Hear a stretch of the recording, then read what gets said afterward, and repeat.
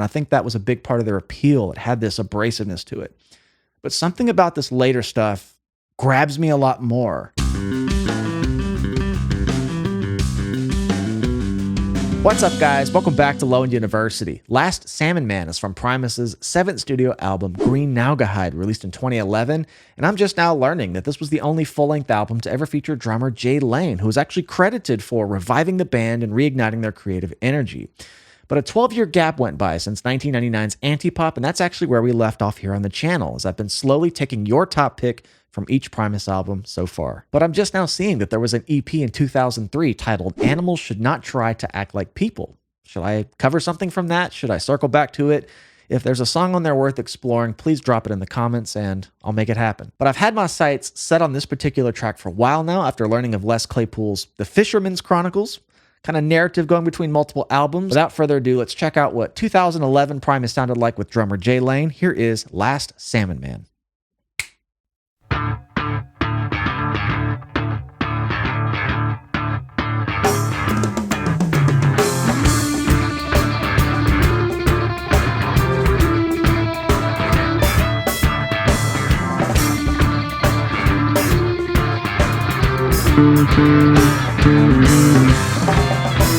The river water diverged to other places to nurture Oh my gosh. Valley seeds. The swing is so fat. It's just at the right tempo. I love swing. That's what I cut my teeth on. You guys are always like, what rock did you live under? How have you not heard all this music? I grew up on a lot of jazz. That's where I cut my teeth.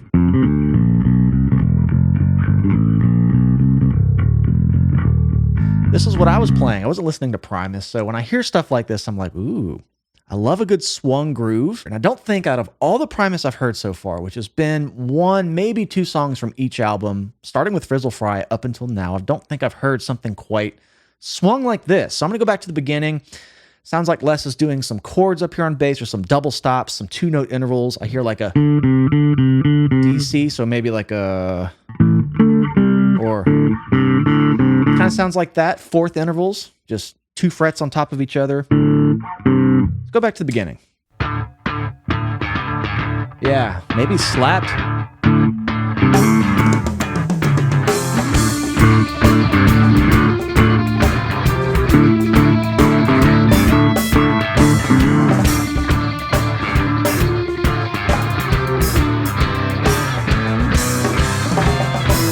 The river water diverged to other places to nurture Central Valley seeds. The northern water that sloshes desert fairways fulfill SoCal golfers' needs. The mighty chook that used to run the rivers to the grounds where they would spawn. Almost a bit reggae. Tributaries wane. Upbeat guitars. Soon they'll all be gone. Okay, this is Les Claypool too. This is Primus at a pretty dynamic point.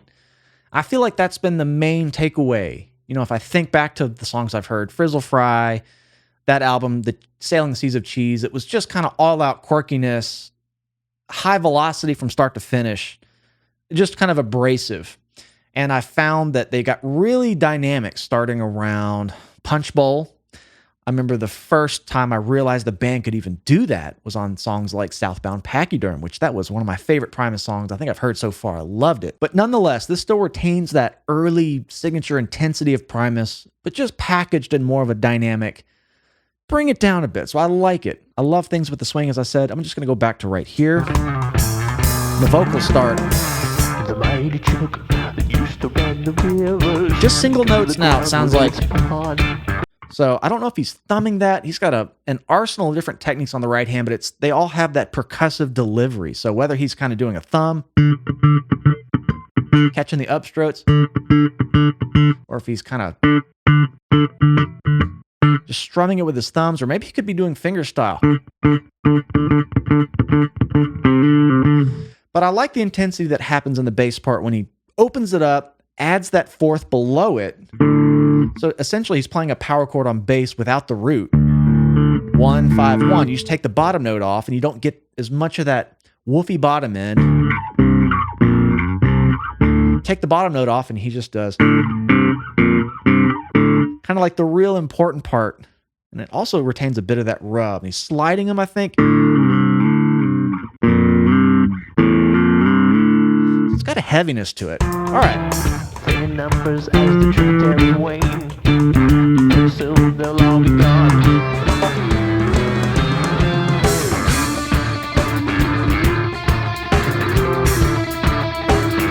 This little guitar melody.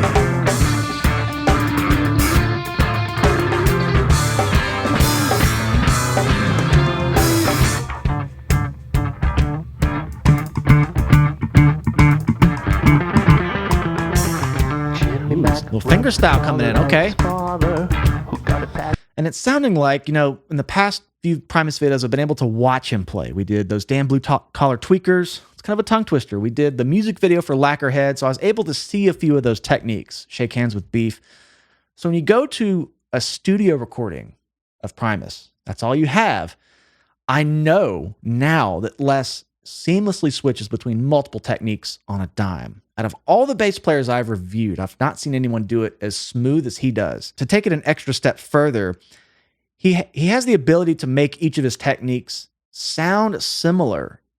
It's like they're kind of indistinguishable at times, because normally as a bass player, when you do slap, then you switch to fingerstyle, they obviously sound different, slap and fingerstyle, but he has a way of having more of an abrasive fingerstyle tone and a more subdued slap tone. So instead of having that huge difference, you might have, and then, where they almost sound a bit closer together in just timbre, and that kind of makes his playing much harder to pick apart. But I just like here, the only thing changing between the verse, the dynamic part, and more of the opening up, pre-chorus, chorus type thing is just that bottom note. Larry comes in with a melody that makes a lot of sense. You didn't find me saying that in the earlier Primus videos. They were just atonal and really quirky. Now he's got a nice lyrical thing in there. Just kind of tremolo thing. But it creates a lot of cool intervals with the bass part, because he's down here doing A and D. So the guitar is going.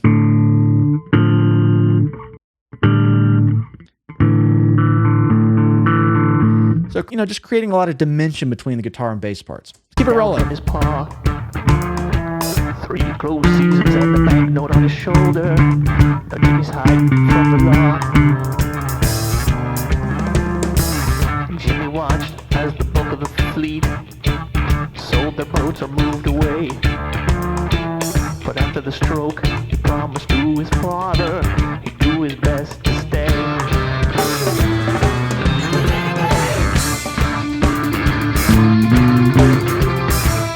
There's that guitar melody.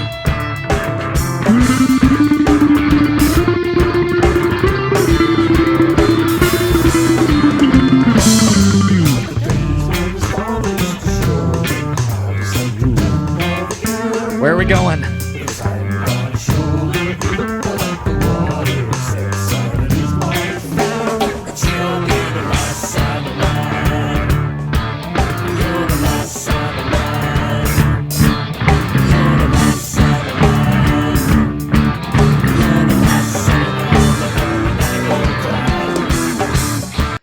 Tonally, this is interesting because it presents very D minor. Even the walk down back to the end of or the beginning of a phrase.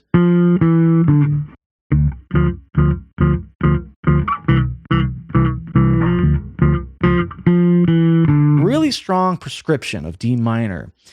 But in this little transition,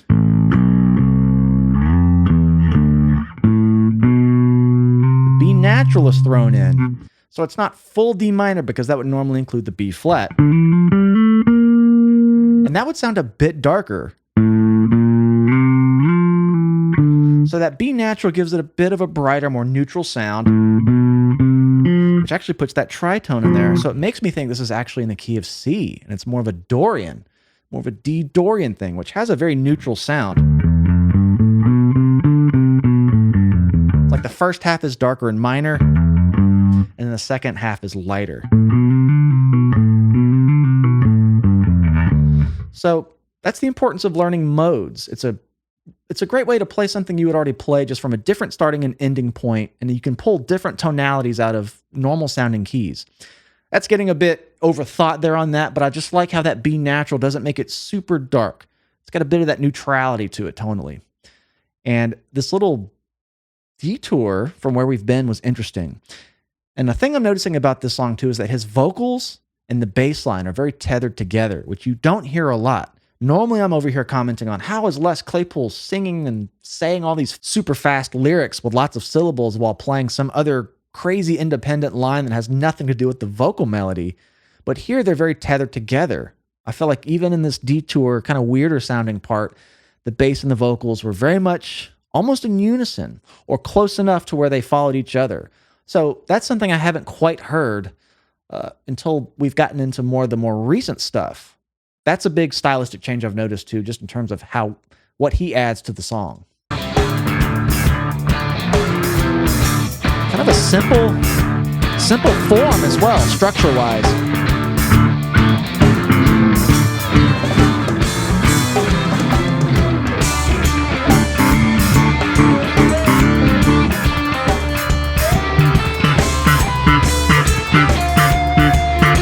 Ooh, that swing.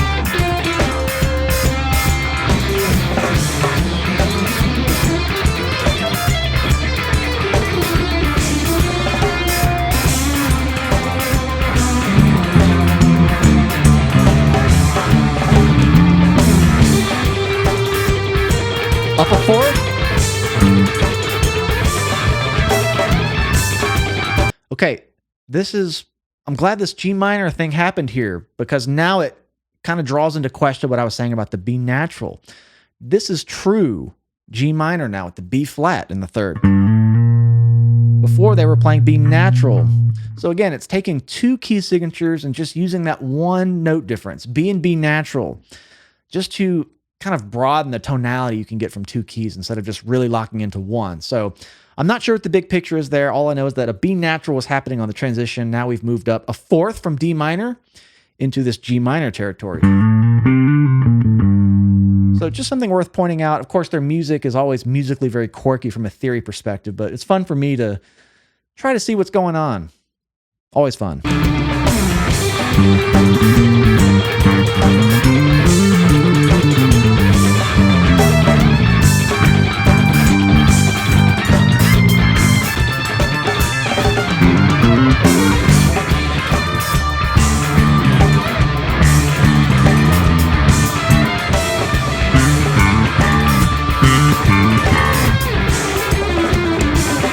Jam now.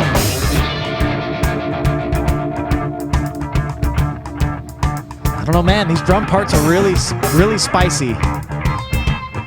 Yeah. You know, I thought Jay Lane was the OG Primus drummer because some of the first videos I did here on the channel, I believe, were live performances from the era he played with them. I've later learned, of course, that Herb was the guy, was played on most of their albums. So it was crazy to start out thinking that about Jay, and now I'm realizing he only played on one album, this one. But I loved his drumming. If I were to compare Brain, which I liked his too, he had more of a stripped down, fundamental pocket type of groove. I didn't hear as much ornamental chop stuff. Of course, I only heard a couple songs, but I really like what I'm hearing here drum-wise, just the nuance. And I think that's why they brought in John Hoffman. He is so good at that. A lot going on underneath the hood, but it's presented in a very accessible, groove-oriented way where you don't get lost in all the nuances of the drumming. So these little parts right here, I know John is loving playing. If they happen to play this song, who knows? I think this is a deeper cut. But listen to the drums right here. It fills in so much of that empty space left by this big open swung groove, and it's perfect.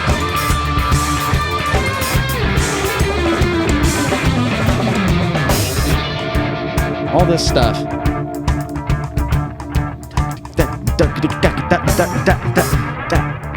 Oh, it's so good.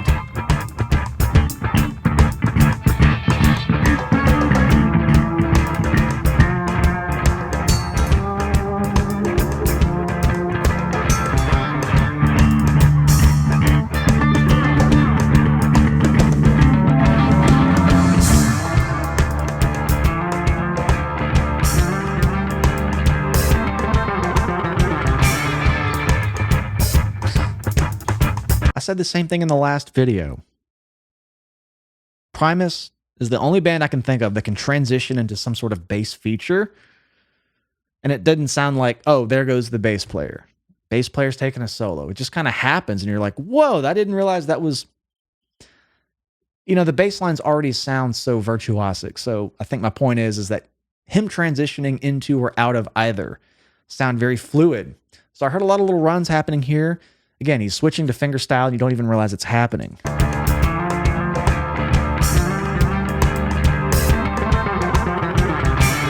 Kind of sounds like a guitar almost.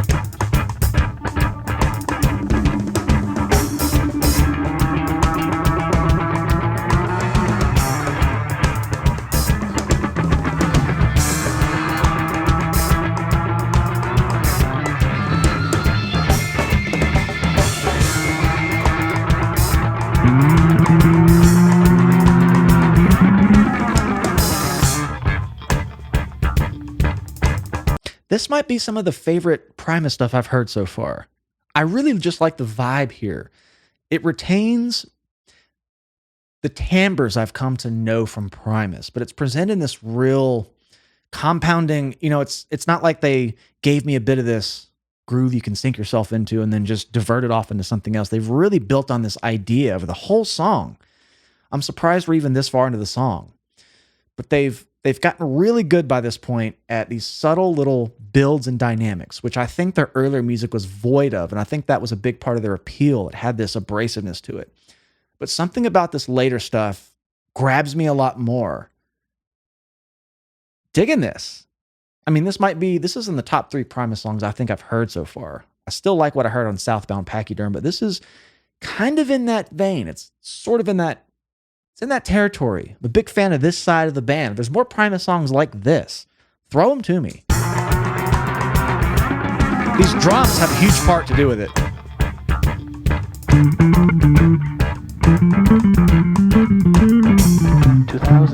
Here we open NorCal waters to the salmon chasing slow. Jam along. 4 straight days, Jim controlled the jagged coastline, but the fish were far and few. Jimmy watched as the bulk of the fleet packed their boats and moved away. But on his deathbed, he promised to his father he'd do his best to stay.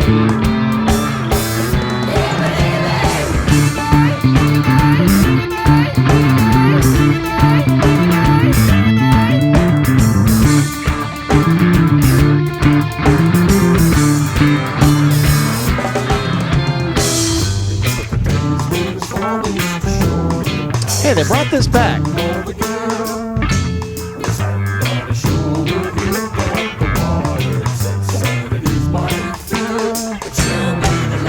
Interesting section.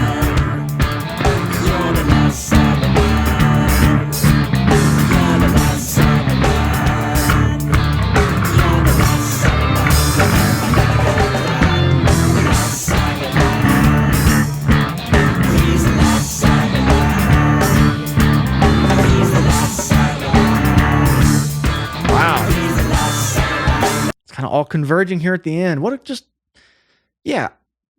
Totally not what I would expect first getting into Primus, that they had more cohesiveness, which was, again, void from the earlier sound.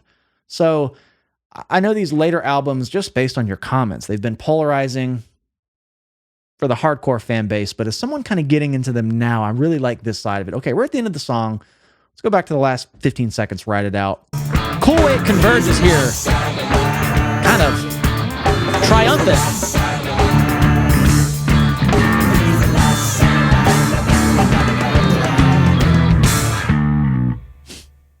The whole way that song wrapped up, Last Salmon Man, this triumphant sort of chant really signified a closure of, it serves as a standalone song, but this whole time I'm thinking about how does it fit in musically with maybe the other 4 songs. I understand this is the 4th movement for this loose narrative between albums. I know I've missed parts 2 and 3.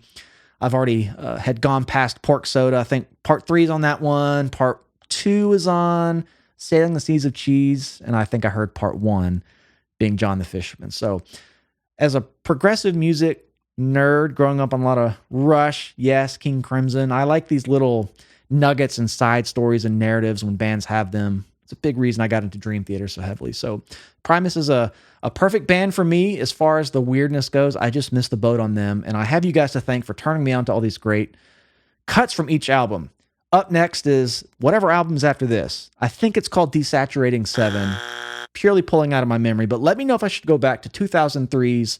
it's not in my notes anymore. The Animals Becoming People or Should Not Be People. This is a huge universe worth exploring. And once again, I'm excited to see Primus live in person in just a few weeks from... Actually, by the time you see this video, I might have already seen them. So nonetheless, I'll make sure and post about it. But I appreciate you guys hanging out with me here today. If you'd like to support the channel further, please come find us over on Patreon. I do full albums there. I have bass lessons, music theory lessons, and just a thriving community I would love for you to be a part of. And if you're not subscribed to the channel yet, please do that now. I love you all. We'll see you in the next one.